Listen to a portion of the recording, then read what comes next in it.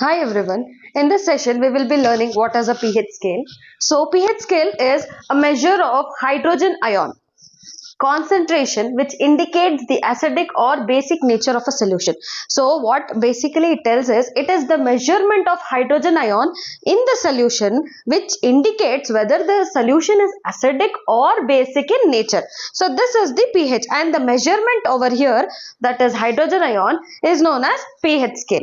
So pH scale was firstly introduced by Sorsen, who was a Danish chemist in the year 1909. If the amount of hydronium ion, that is H plus ion concentration in the solution, if it is high, the lower the pH value it will be. So this is the general representation of the pH scale, where it starts from 0 and ends to 14. 7 is the middle point, which is also known as a neutral point, which indicates that 7 is a neutral.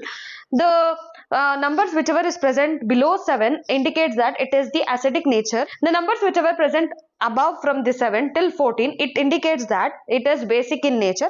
So the basic nature will be increasing. Here in the acidic nature, there will be increase of H plus ion, but whereas in the basic nature, there will be decrease in hydronium ions.